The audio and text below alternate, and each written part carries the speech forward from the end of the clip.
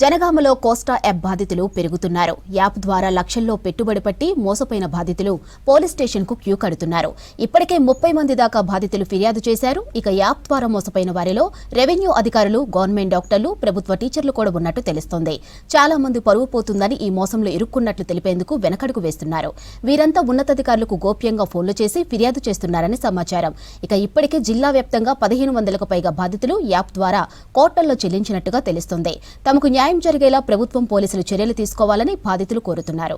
ఇక బాధితులు పిఎస్ లో ఫిర్యాదు చేశారని, దానిపై విచారణ చేస్తున్నామని చెప్పారు జనగాన ఎస్పీ పండరి చైతన్ నితేన్. ఇలాంటి యాప్లను నమ్మి ప్రజలు మోసపోవద్దని కోరారు.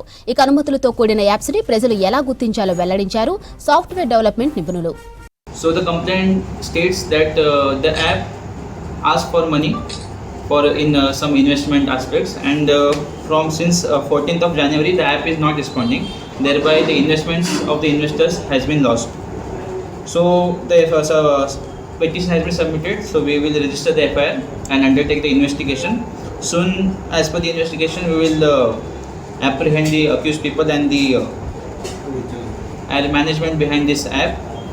So on these lines, I would request the general public of Jangaon and other police station area that please do not invest in such unsolicited apps. These apps like Costa online app, they are not validated as per the regulatory guidelines of the Reserve Bank of India and other regulatory bodies.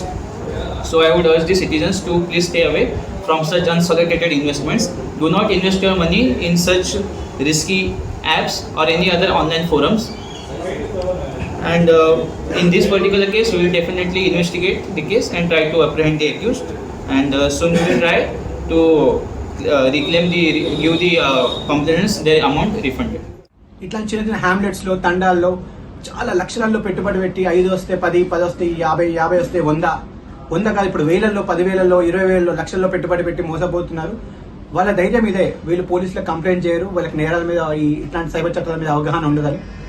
మనకు national cyber security portal ఒకటి ఉంది. National cyber security పోర్టల్లో మనం complaint చేయొచ్చు. అలాగే sachet అనే ఆర్బీఐకి సంబంధించింది పోర్టల్ ఉంది. సాచెట్ ఆర్బీఐకి సంబంధించిన పోర్టల్లో మనం కూడా కంప్లైంట్ చేయొచ్చు.